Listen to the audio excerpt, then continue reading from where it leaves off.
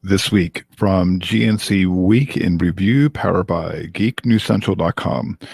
Motorola is going to the Edge, HBO is going to the MAX, and John Legere is exiting T-Mobile. Those are some of the tech news stories from this week, and it's Friday, April 24th, 2020. My name is Kirk Corliss, and this is episode 56 of the GNC Week in Review podcast, part of the Tech Podcast Network. If it's tech, it's here. Thank you so much for tuning in. For this week's episode, we are streaming live on Facebook.com/GNC Week in Review and also on YouTube at GNC Week in Review. So please be sure to say hello and chat or comment. If you are a new listener, please be sure to subscribe to the podcast we can find in the right-hand side column at GNCweekly.com. Be it Apple Podcasts, Google Podcasts, your favorite podcast app for Android, or on TuneIn, Spotify, and Stitcher. You have a comment, be it on social media or email, and it all can be found at GNCweekly.com/connect. We're going to jump in with the tech news stories from this week and from GeekNewsCentral.com. And top story this week is from GeekNewsCentral.com, where on Tuesday, Motorola announced the launch of two new devices, the Edge and Edge Plus. The Edge is a high-end flagship supported by the less powerful Edge. Both use the same screen, each sporting a 6.7-inch 21:9 aspect ratio, called quote endless edge display with HDR10 plus and 90 hertz refresh rate. It's a 10-bit FHD plus OLED display, and as in its fashion, it's curved at the sides. Motorola is taking advantage of this edge for action and swipe down to show notifications. It'll glow when a call comes in, and status showing battery level when charging. Under the hood, they are both sporting the popular Qualcomm Snapdragons, but the Edge Plus gets the faster 865 paired with 12 gigabytes of LPDDR RAM 5 and 256 gigabyte storage. This combination of processor, RAM, and storage appears to be the definition of high-end for 2020. The Edge takes the Snapdragon 765 with a 6 gigabyte RAM in Europe, 4 gigabytes in the US, and 128 gigabytes of storage, though this can be supplemented up to 1 terabyte with a memory card. Both phones are 5G devices, with the Edge Plus working with both mmWave and sub-6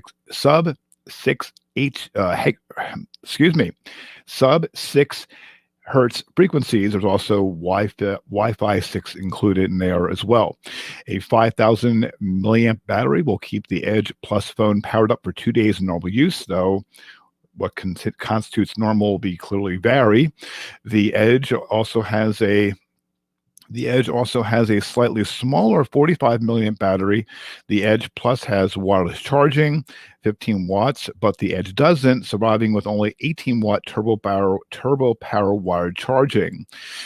Around the back, it is a triple camera setup for the Edge Plus with a 10 108 megapixel main shooter, a 16 megapixel ultra wide lens with macro vision, and an 8 megapixel telephoto lens. The selfie camera is a 25 megapixel sensor with a hole punch in the top left of the display. The Edge has slightly lower specs with a 64 megapixel main lens, but otherwise the 16 megapixel ultra wide lens with macro vision and an 8 megapixel telephone lens has unchanged. With dual stereo speakers and precision audio tuned by Waves Audio, both Edge phones had the loudest, most powerful audio on a smartphone. And in news that will delight all the audiophiles out there, the phones both retain the 3.5 millimeter headphone jack. It is a Verizon exclusive to run under super fast 5G. It'll be available in the US on May 14th, priced at $999. HBO Max will enter the streaming wars on May 27th. The streaming service set to debut amid the shutdown brought upon by the novel coronavirus outbreak, bringing with it 10,000 hours of library programming from across the Warner Media portfolio, including Friends and The Big Bang Theory. The $15 per month offering will serve up the entire HBO experience, supplemented with movies and TV shows from the Warner Brothers library, as well as a handful of new original series. Warner Media began running social media ads on Tuesday morning, announcing the date of the launch. Other originals set to debut later in the year include the thriller The Flight Attendant, starring Kaylee Cuoco, documentary Expecting Amy. This is about comedian Amy Schumer's life on tour during a difficult pregnancy, and J.G. Quintel's adult animated comedy Close Enough. TBS Comedy Search Party will also move to HBO Max, where it will return with a new season. Warner Media Entertainment Chairman Robert Greenblatt said in a statement, quote, "Our number one goal is having extraordinary content for everyone in the family, and the HBO Max programming mix we are so excited to unveil on May 27th will bear that out." Even in the midst of this unprecedented pandemic, the all-star teams behind every aspect of HBO Max will deliver a platform and a robust slate of content that is varied, of the highest quality, and second to none. I'm knocked out by the breadth and depth of our new offering, from the Max originals, our Warner Brothers library, and acquisition titles from around the world, and of course the entirety of HBO. John Legere has formally cut ties with T-Mobile US, the company he led as CEO for 7 years, after steering T-Mobile through a dramatic turnaround that culminated in a successful merger with former rival Sprint. Legere stepped down, and Mike Sievert was appointed T-Mobile's new chief executive earlier this month. At that time, Legere had said he would remain on T-Mobile's board of directors until June 4th. However, that's not the case anymore. In an 8K filing with the SEC today, T-Mobile revealed that Legere is leaving the board, quote, effective immediately, to pursue other options. T-Mobile said in a note, which also contained from Legere, addressed the companies and employees, quote, Mr. Legere noted that he was not resigning because of any disagreement with management or the board on any matter. In his notice to the company, Mr. Legere stated, quote, "It has been a privilege and honor to have led T-Mobile as CEO for the past 7.5 years, and served on the board of directors. And although I'll be leaving the board just a few weeks earlier than planned, be assured that I will remain T-Mobile's number one fan." Legere has offered few clues about where he's headed, though he did refute reports in November that he'd been in discussions to join WeWork. Since stepping down as T-Mobile, Legere has continued engaging with his large social media following. He's got over 6.5 million Twitter followers via Periscope and other platforms. Also, in other T-Mobile news, after announcing on April 1st the first use of the newly acquired mid-band spectrum in Philadelphia, T-Mobile now plans to redeploy airwaves in parts of New York in May as part of the latest expansion of its 5G network. In turning on the 2.5 gigahertz spectrum in New York, T-Mobile will have a first city to showcase its 5G vision. The carrier turned on higher frequency millimeter wave 5G in parts of the city last summer before adding its low band, wider reaching 5G network nationwide in December. On Tuesday, T-Mobile will also expand the low band footprint to include the Detroit, St. Louis, and Columbus areas. Whereas the millimeter wave has fast download speeds but severely limited outdoor coverage, and the low band much better coverage, but not noticeably improved speeds with 4G LTE. Excuse me. The mid-band spectrum allows for a combination of both with significantly faster speeds compared with 4G for service that works both indoors and outside. Carrie Kupamaki, I'm probably mispronouncing this person's name, T-Mobile's vice president of radio network technology and strategy, said the carrier is seeing download speeds of nearly 600 megabits in Philadelphia in early testing of its mid-band 5G deployment.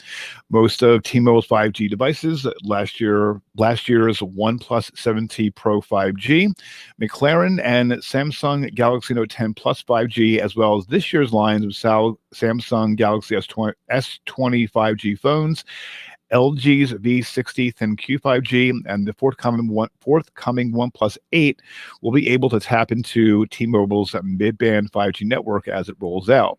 Sprint's Galaxy S20 5G phones will also be able to start using the T-Mobile's 5G networks later this month.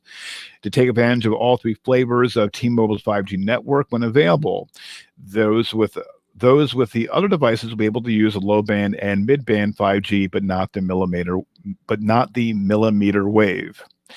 AT&T CEO Randall Stevenson is stepping down after leading the telecom giant for 13 years. He'll act as executive chairman through January 2021 to oversee the leadership transition. John Stankey will become AT&T's new CEO on July 1st. He's been COO and president of the company since October. He announced this month he's leaving his other post as Warner Media CEO, with former Hulu chief Jason Kylar taking over May 1st. The AT&T board had been considering candidates to take over from Stevenson since 2017, but ultimately opted for a man who's held a variety of roles at the company over the last 35 years. Before becoming COO and Warner Media chief, Stankey acted as the CEO of the Entertainment Group, Operations and Business Solution Divisions, Chief Strategy Officer,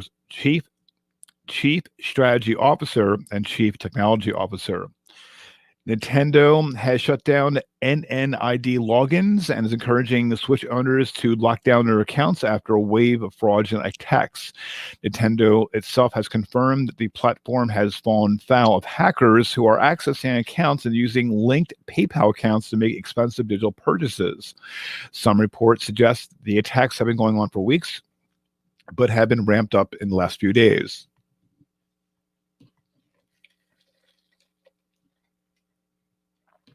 Excuse me, I take a drink. According to Ars Technica, victims will receive a plain text email notice from Nintendo advising them of a new sign-in and including details of the time, approximate location, and device used to access the account. Nintendo says that some 160,000 accounts have been targeted, with private details such as nicknames, email addresses, dates of birth, and gender potentially viewed by third parties. The company has confirmed that while purchases have been made via Nintendo accounts, credit card data was not accessed. Nintendo has gone straight to the source of the issue and shut down NNIDs completely.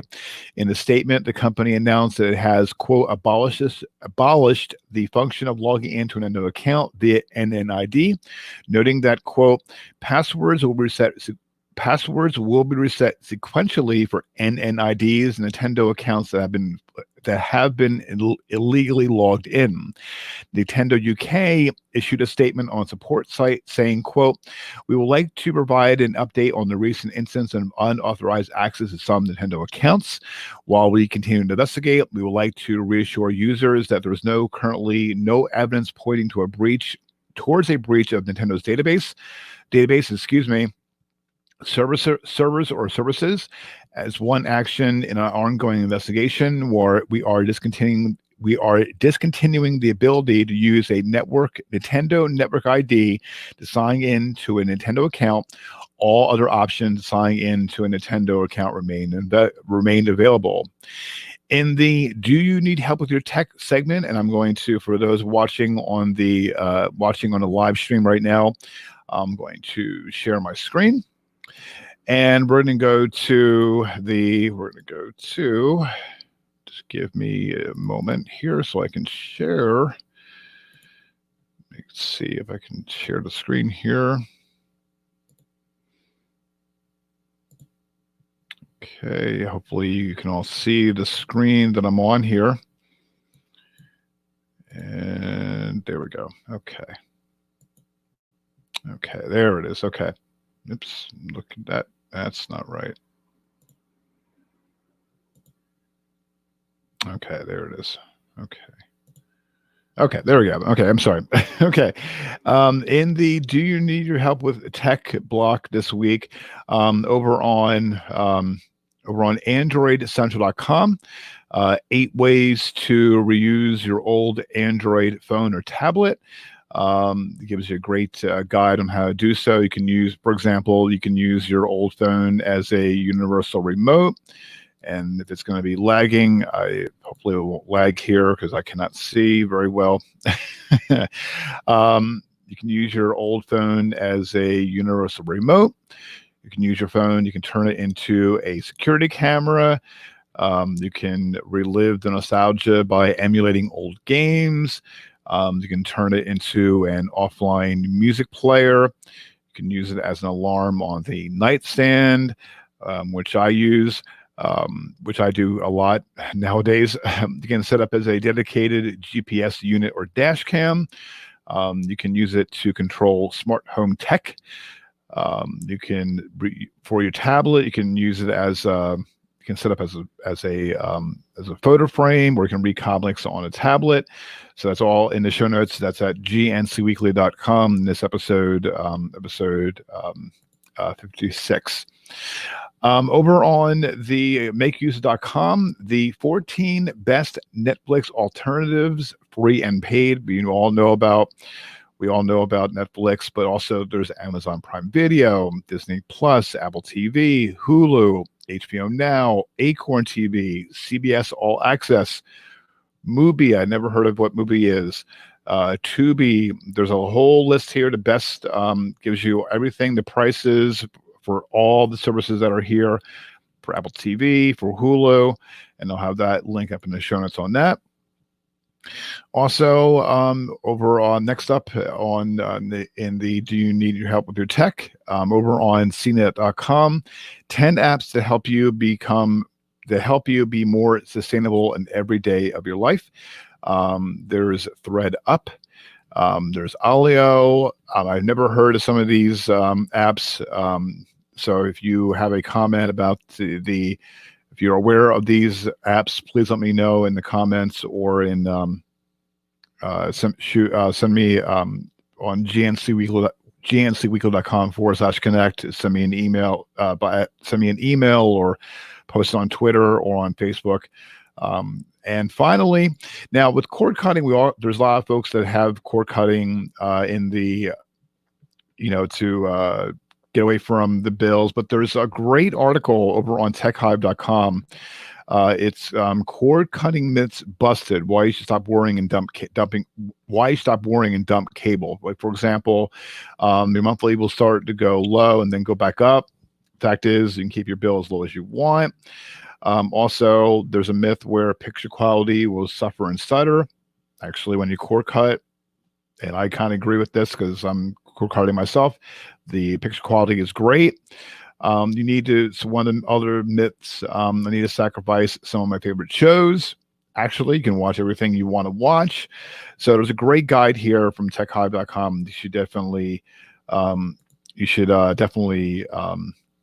definitely check it out. And that is the tech news for this week, for Friday, April 24th, 2019. Thank you so much for tuning in for this week's episode and tuning into the live stream as well. The show notes from this episode can be found at gncweekly.com. Also, be sure to check out the latest tech news and commentary from geeknewscentral.com. Also, be sure to tune in Mondays and Thursday evenings at geeknewscentral.com/live for the Geek News Central podcast. And then be sure to tune in and watch on a live stream on the GNC Week in Review Facebook page or on YouTube. Friday evenings at 8 p.m. Eastern Time. It was a little late. I did say 8 p.m. on Facebook and the Twitter and the YouTube page. I apologize. I was a little late, but hopefully going forward, as I get better, get with the technical and moving things around and setting everything up and putting the banner up and banners and making sure you all comment and join it and come in. It's going to be at it will definitely be roughly 8 p.m. Eastern Time on Friday evenings. If you have comments on this week's episode, I'd love to hear them. Excuse me. You can just head on over to, and I'll show you the page right now. That's at it's at gncweekly.com/connect, and there you can see. Excuse me. Go back to. Just give me a couple seconds. I should have saved that, shouldn't I have? I should have saved my page. Oops, sorry about that. Okay, there we go. And I'm going to save it because I didn't do that before like I was supposed to. That's on me. Okay, so get connected with gncweekly.com for gncweekly.com/connect. On Twitter, on Facebook at GNC Week in Review. Twitter at GNC Weekly, email GNC Week in Review, GNC at gmail.com, and YouTube GNC Week in Review. If you want to follow me on Twitter, I am at Kirk Corliss. So until next Friday evening, 8 p.m. Eastern, I'll catch you so long for the GNC Week in Review podcast. Till then, so long.